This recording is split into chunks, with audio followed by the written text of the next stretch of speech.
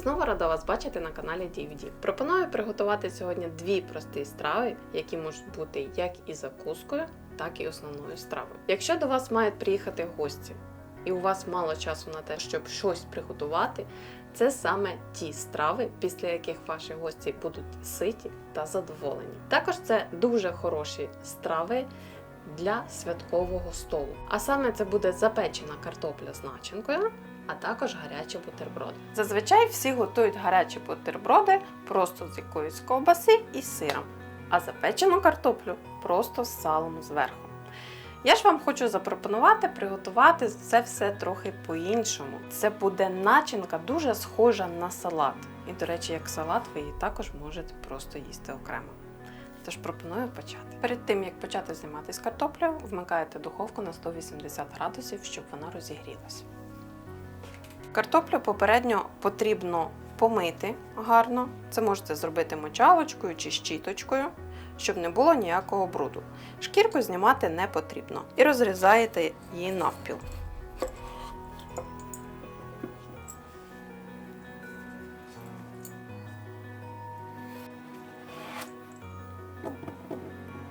Після цього кладете її в ємність, додаєте олії. Олії багато не потрібно, нам потрібно її лише змастити.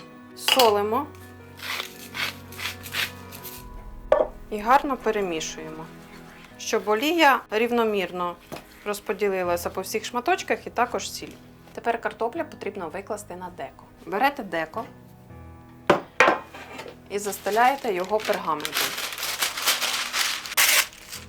Обов'язково пергамент має бути просиліконений, щоб картопля не прилипла. Та й взагалі любі страви, що ви готуєте на пергаменті, має бути саме такий пергамент. Викладаємо картоплю. Картоплю викладаєте зрізом донизу. Зазвичай картоплю всі випікають зрізом доверху, але вона сохне і не виходить така соковита та рум'яна.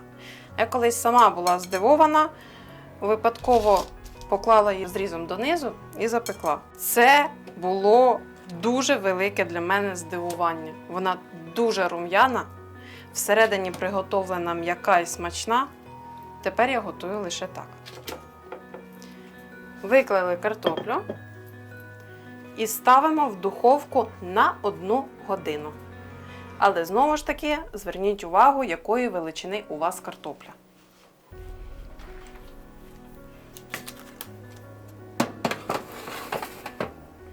На черзі начинка. Начинка дуже схожа на салат. Беремо шинку. Спочатку нарізаємо на смужки. До речі, не обов'язково брати шинку. Можна взяти ковбасу, можна взяти любе м'ясо, але щоб воно було готове. Я колись спробувала готувати з рваного м'яса зі свинини. Дуже гарно смакує. До речі, цей рецепт рваного м'яса я якось в якомусь відео приготую. Знову ж таки, смужки. Можна навіть дрібнішими шматочками. І тепер на кубики. Натру сир.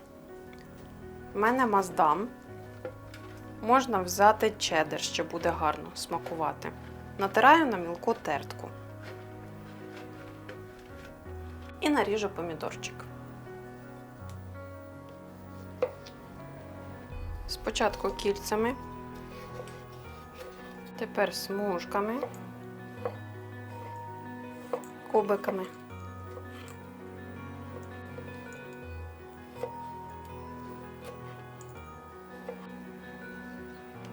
На черзі зелень.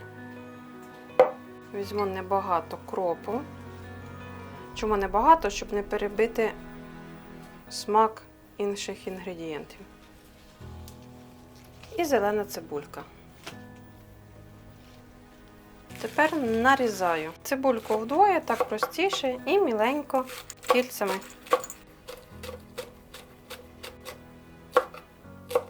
Кріп так само міленько нарізаю.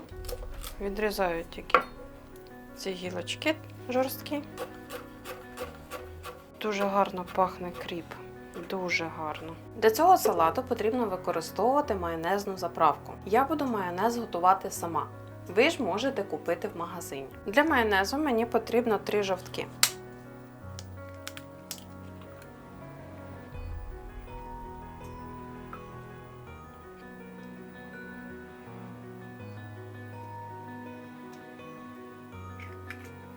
До цих жовтків додаю трішки гірчиці, дуже трішки солі та олію додаю.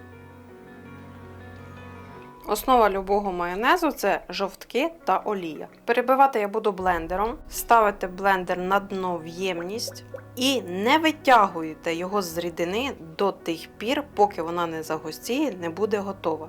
Якщо витягнути, піднімете блендер поверх рідини, майонез не вийде, він буде рідким.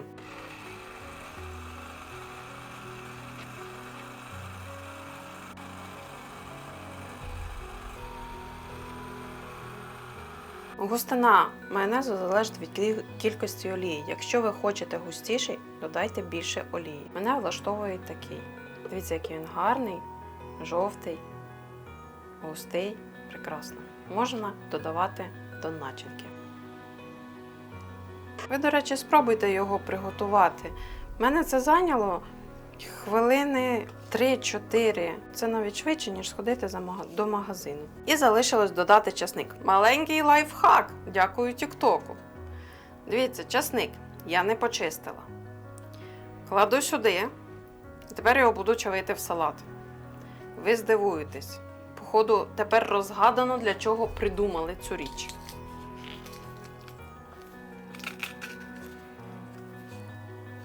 Ви бачите? Часник там. А ось шкаралупа. Не треба мучитись з часником.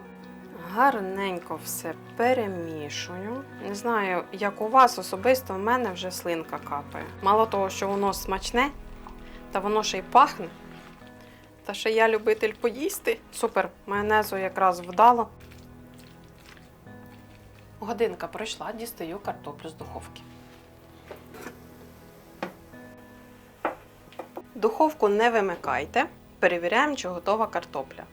Зубочисткою або такою шпажкою дерев'яною проколюєте, всередині вона має бути м'яка. Готова. Перевертаю. Якщо потримати довше, то зріз буде геть рум'яний, геть така тверда скоринка. Отак її понадрізуйте. Спочатку поздовж, а потім поперек.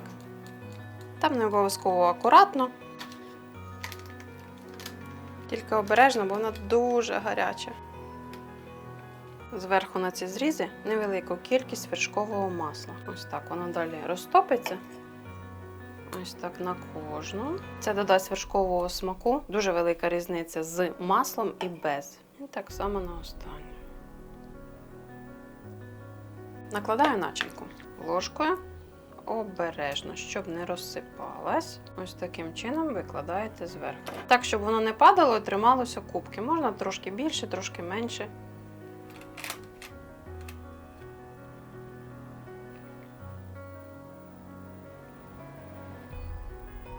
Найголовніше, картоплину намагайтесь виставити рівно, щоб вона ніде не косила по можливості. Щоб начинка не падала і не потік сир, як буде запікатись. З картоплею це основна страва, а от з хлібом це якраз вже буде закуска. Ви можете використовувати будь-який хліб, не обов'язково тостовий, це може бути багет, це може бути звичайний білий хліб. Кому як смакує. Можете спекти самі, якщо бажаєте. Рецепт хлібу є в минулому моєму відео, і під відео є опис. Можете спробувати приготувати так. Такі тости, вони дуже смакують в будь-який момент. Це може бути вечеря, це може бути сніданок, це можуть бути свята, любі гості. Неважливо коли. Неважливо, яка подія чи не подія, це завжди виручає дуже сильно. Після цього ставлю в духовку ще хвилин на 12-15. Дивіться, як вам подобається ступінь запікання. Основне, щоб сир розплавився, але щоб не підгоріло.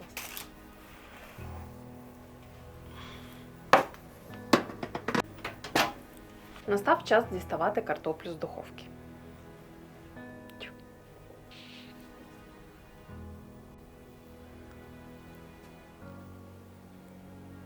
Час скуштувати. Почну з картоплинки. Печена картопля. Що тут можна сказати? Ну, дуже смачно. Салат з чесничком, оцей сир, що розтопився, м'яско, помідор в поєднанні з печеною картоплею. Воно дуже ситно, дуже, я б сказала, різнобарвно. Мені дуже до вподоби. Вам також сподобається. Тост. Якраз наша закуска. Я поки поїм, а потім розповім. Тост божественний. Знаєте, немає оцього жиру майонезу, відчуття майонезу, смаку ось цього майонезу, до якого ми звикли, коли купуємо в магазині. Тут він більше відчувається як соус. Звісно, готуйте, рекомендую, то дуже смачно і дуже легко. Обов'язково діліться цим відео, підписуйтесь на канал. Я вам дуже вдячна за перегляди, за коментарі. Готуйте, смакуйте та насолоджуйтесь.